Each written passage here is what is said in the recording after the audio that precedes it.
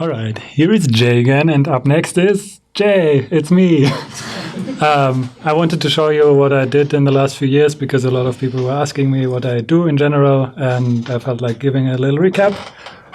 And after that, I'll just show the current status of what I did for Hotel Magnate. So for now, let's jump back into the past. I was working on this project for, I think, 3 years, together with Anneke as well, who is sitting here. We were founding this indie studio to work on this project right after studying game design, and worked on it for quite a few years. Unfortunately, it never was released, but I learned a lot of stuff doing this, mainly 2D stuff, texturing, also 3D animation and VFX. So I wanted to show some of the things that I worked on. What you can see right now is all animated by me. The textures of the characters were made by me. Anneke made the environment. So all of the environment that you see in the videos is made by Anneke. And pretty much everything that moves is made by me, except for the logic, like programming. I did not write a single line of code. I think in the very beginning, I started by doing just some 2D stuff that we already knew we would use for items, for example, icons for skills. I didn't really do that before, so I tried learning it on the go, more or less. And then I pretty quickly picked up VFX stuff. This is an example of a fire that we had, because we had a very stylized art style. We wanted to have it like all flat shaded, but it should still look nice. So I tried to get into that, and I think the fire is a good example. So you have these different steps where I can see what it's made of. I think we had Gigantic as a reference because they also have this really nice quality for VFX where it's all very flat shaded as well. Then I went on to do some concept art. So we had a few freelancers working on the project as well, but in the beginning I was working together with other 2D artists that we had in the team to create some character concepts, and we had the typical archetypes for a fantasy game. So it was a fantasy game where the premise was that you have two players play against each other. One player would play the heroes and the other one would play the dungeon master, so to say. And the heroes would invade the dungeon master's lair. And we wanted to have these archetypical fantasy characters as well, but I talked a lot with our other concept artists, and we were trying to go for a bit more unique approach with that. For the tank, for example, like on the top you can see the first few iterations, just your typical guy in an armor. And then we thought, so he's a full tank character. What if we just show that in the design as well and make it a bit more unique and make him be a one-armed character? So he lost his arm at some point and he has his shield only, and that's his weapon of choice as well. So you have this guy who just jumps into the front row and fucks people up with his shield. And then we went on to produce that. So I made this model sheet for the character as well. There's the character as he was in the game later as well. I have a little video of the texturing and the animation. So yeah, as with the VFX, of course, as well with the characters who wanted it to be very stylized and somewhat more flat shaded. Here's an example of visual effects for the skills. So this guy has this huge shield, and we had this system where you could manipulate the environment free of a grid. So you could create walls in the game, for example, and this was one skill where you could do that, where he rams his shield in the wall and then can hide behind this earth thing as a cover. It's another skill, like you also could charge, and we also had this knockback thing in the game. So if you hit an enemy, you can push them back, and if they happen to stand in front of the cliff, it's bye-bye, they fall down and they're dead. This is a design I really like because this is one of the characters I created from concept to the end product. Like we rarely had this because usually we had freelancing concept artists, for example, or we had someone doing the modeling. But this was one character that we decided very late on to include in the game. We have like different branches of enemies for the dungeon keeper, and one of those branches was the skeletons, like the crypt. And you always have different tiers of enemies for that. And this is the highest tier, which was supposed to be like some kind of lich who would revive the other skeletons. And I wanted to give it a little twist as well, because usually you have the lich as this, I don't know, undead king kind of character. I wanted to make the lich female. because it was inspired by a crypt that I saw in the Czech Republic, where you have this old aristocratic lady in a glass coffin, and she has like super waxy and shriveled skin, but this very intricate dress that she still wears, and that inspired me to do this character, which I really like still. Next we can see her in action with textures as well. Unfortunately, I don't have the concept art here right now. I just try to get together everything that I could find online. So this is one of her animations. I tried to animate her a little like with stocking movement, so to say. She should seem a little bit like a marionette, so you can see the head is just like wobbling from left to right, and it's always very like not a fluid movement unless she tries to be graceful, like with a spin, for example. This was the animation for summoning another skeleton. Also a little bit of VFX. And another bit of VFX was the ranged attack of that character. Just a projectile flying from A to B. Next up is another branch of enemies. This was we called it the greenhouse. So the dungeon keeper could choose between different factions, so to say. This was one of them, where you have this big green thing in the middle and other units that interact with each other. So this thing you could see on the screen before. This has no texture right here on the screen, but this unit was supposed to like drill its way through the level, and whenever it would drill down somewhere, it would leave behind like a little spawn of itself that you can see in the next video. Yeah, there's a little bug with the VFX when it drills down, but you can see like it leaves behind this little thing, and that would in the next turn like open up and become basically a little static turret that shoots at the enemy. So you want to get rid of that drill thingy. And that is the main unit of this faction. It's like a big tree thingy that slowly grows. It can also walk, which looks a bit silly, but I think it's funny. I always try to incorporate some visual effects as well when I did the animations. Like in this example where you have the tongue of this thing whipping out. So this was the attack animation of that unit, and you see like this goo flying around, make it a bit more disgusting. Because it should seem very otherworldly with all the eyes that it has as well. And the next animation will be its death animation, where all those little orbs that you can see here will pop one by one, which is really disgusting, but it was a lot of fun to make. Yeah, so it's really suffering there. And then it's dead. Ew. All right. Another thing I wanted to show is what started as a student project, and it hasn't really let go of me, because I like this base idea we had for the thing.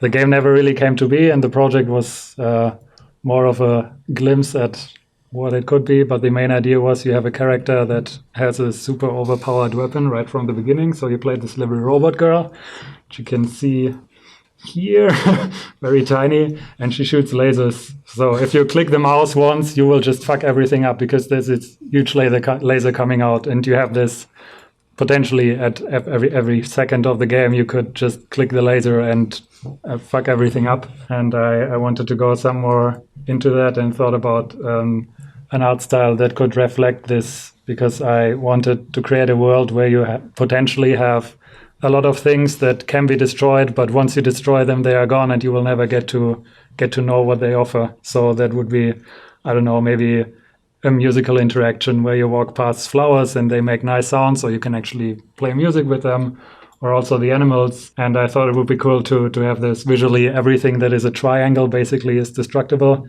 and everything that is not a triangle, that is a cube, would stay behind. So basically animate and inanimate objects. So if you would roll with your laser over those, for example, this is what would be left. Just a few skulls of the animals, how they looked before. And I also wanted to create a soundtrack that would reflect that. So everything that is rectangular would have a very distorted chiptune or electrical kind of sound, while everything that is alive has a harmonic sound, or sounds smoothing and pleasing.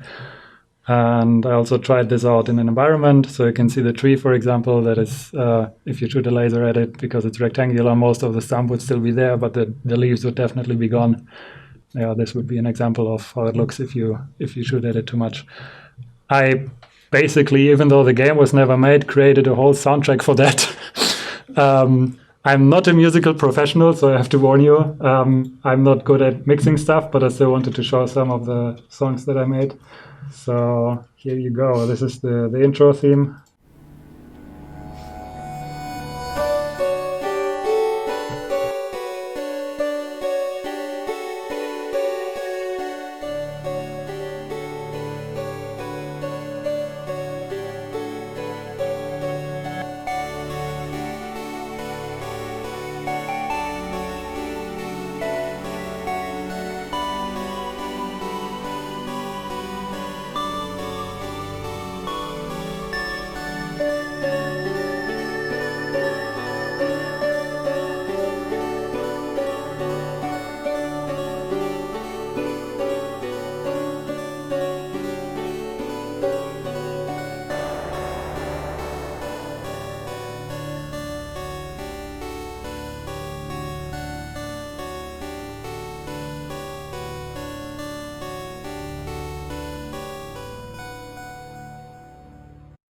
A piece of music that would play, like, I don't know if you remember that screen that I showed earlier where you see the forest. The idea was to have two main hubs, basically, a robot society and a forest animal society, and this one was the forest animals village song.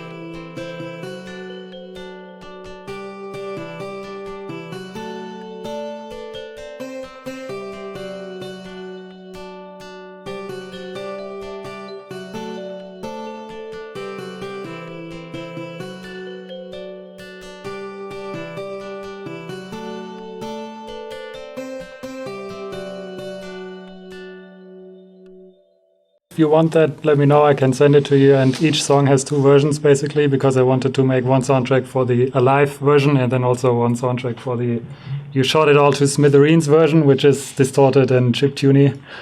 So, yeah, it's all there. I just didn't want to use half an hour showing you music. Okay, now we go on to Hotel Magnate stuff that I did. Yay. Don't know if you remember the last changes I showed. We were talking about making characters customizable, and I said that we also have different colors that we can use for everything. So in the game we can, for example, turn a character blue if we wanted to. which will work with the textures as well. So if you have a character that maybe has freckles on his face, this still works. Like you can see it a bit on the nose and the lips. They also change the color according to what the base color of the skin is as well, which gives us a bit more variation. Yeah, we'll probably use this in animations as well, because we want to make it as lively and silly as possible. So maybe if someone gets really angry, like if you fucked up and the guest gets angry, you can turn their head red. If someone gets sick, you can give them a blue tint or a green tint and just, over exaggerate that a bit. Yeah, next up we have the overlays for blend shapes. So for example, for the female, we can have a blush, and for the older guy, we can have wrinkles on his face. And as I showed last time with the blend shapes that are interchangeably, we can also blend these textures because they are projected on top of the normal texture that the character already has.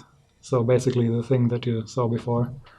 And yeah, we have to figure out how it works if we use a lot of blend shapes on the same character. So for example, if we would have an overweight elderly female, we would probably have to pick 2 instead of all of them, because it might be too much, but we're not there yet. We'll cross that bridge once we're there. Then I hoped I would have more to show, but rigging happened. So I'm not a professional at rigging characters. This was the first time that I actually did it on my own. I knew the basics before, but I never did it for a big project. And stuff like this happens in between if you don't know what you're doing. And that happened to me a lot. So I just started animating start of the week. And I have some short snippets to show from that. Some of you might have already seen that. So this is the eating animation. This is just an example, though, because not every guest will eat like this. We will have different tiers of guests in the game, depending on how fancy your hotel is. Of course, if you start, it's probably more like a small motel kind of thing. So the guests you will attract are more like hikers or maybe people that lived under the bridge before. So I also wanted to reflect that with the animations. And later on, you will have, like, I don't know, maybe douchebaggy rich people who want to go to your hotel if it's really fancy, and they will not want to eat next to one of those. Because they will have their senses offended by someone shoving their food in their mouth without using the silverware. But for now, I will stick with the more moderate animations. This is an example of like someone showering. This can be used for all of the tiers. And I will stick with this until all the animations are done. And then if time allows it, I would love to do variations like the eating one, for example, for the lower tier guests and for the higher tier guests. But yeah, it's probably not going to happen very soon. I just wanted to get crazy and see how much I can do with an eating animation. Yeah, this is just someone reading a book.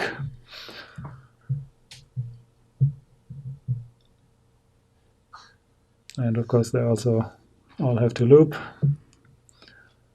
And I think that should be it. Yes. Okay, well then, thank you very much.